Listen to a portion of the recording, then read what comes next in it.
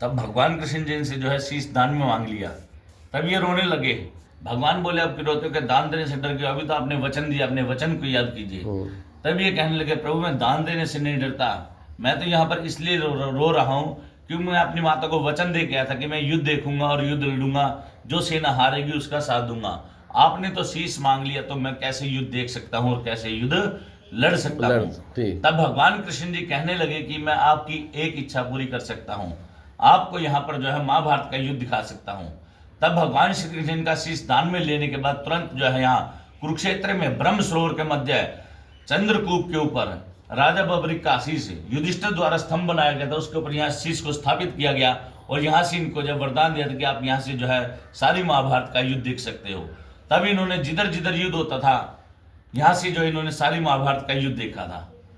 जहां जहां युद्ध होता था उधर इनकी गर्दन घूमती रहती थी। युद्ध खत्म होने के बाद पांडवों में भी अहंकार होने लग गया।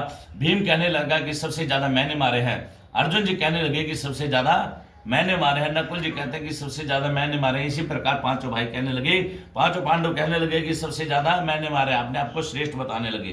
तब भगवान कृष्ण जी कहने लगे मेरे प्रिय है, अनुज है, इनमें अहंकार हो रहा है, अहंकार करने से इनका विनाश हो जाएगा। मैं नहीं चाहता मेरे प्रियजनों का विनाश हो, मेरे होते इनका विनाश हो, यह अच्छी बात नहीं है। ये सोच रहे थे कैसे इनके अहंकार को दूर किया जाए।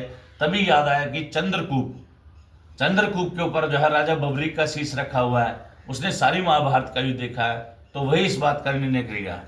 महाभारत से पहले इसको जो है चंद्रकूप के नाम से जाना जाता था। अब इसे जो प्राचीन मंदिर चंद्रकूप, पांडव द्रौपदी कूप, श्याम दरबार के नाम से जाना जाता है जी।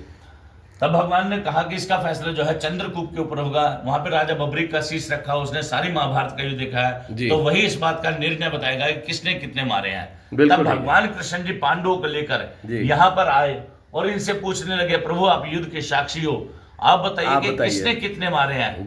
तब ये कुछ नहीं बोले क्योंकि इन्हें सिर्फ यहाँ पर देखने का वरदान था, बोलने का वरदान नहीं था। तब भगवान श्री कृष्ण जी ने इस चंद्रकूप का जल लेकर इनके शीश के ऊपर छिड़का, तब ये बोलने लगे और तभी से इस कुएं का नाम मृत संजीवनी कूप भी पड़ गया। शिव पुराण के अंदर भी इसका वर्णन है, प्राचीन वाली शिव पुराण है जो उसके अंदर इसका वर्णन है चंद्रकूप के नाम से और मृत संजीवनी कूप के नाम से जी।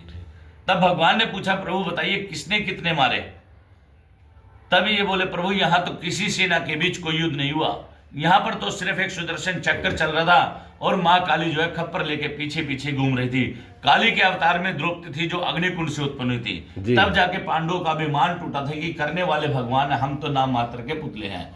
नीचे गणेश जी हैं, कृष्ण जी हैं, राधा रानी जी हैं, इधर साथ में दुर्गा माता है, ये कृष्ण भगवान, ये द्रौपदी माता, जिससे में कृष्ण भगवान की उंगली पे चक्कर लगा था, द्रौपदी माता ने चीर दिया था, अपनी साड़ी का किनारा फाड़ के भगवान कृष्ण जी की उंगली पे बांधा था, इसलिए यहाँ पे द्रौपदी माता का चीर बढ़ाया जाता है। द्रौपदी माता यहाँ पर सभी की मनोकामना पूरी करती है, जिसकी कामना पूरी हो जाती है नारियल वस्त्र और श्रृंगार का सामान चढ़ाता है। नीचे द्रौपदी माता का कुआं है जहाँ पे पांचों पांडव, कृष्ण भगवान, द्रौपदी माता ने इसको युद्ध से पहले जो तपस्या की थी, युद्ध में विजय प्राप्ति के लिए व्यासा ऋषि जी ने इसी को पर आकर तपस्या की थी, परशुराम जी ने इसी को ऊपर आकर अपने पिताजी का श्राद्ध किया था जी।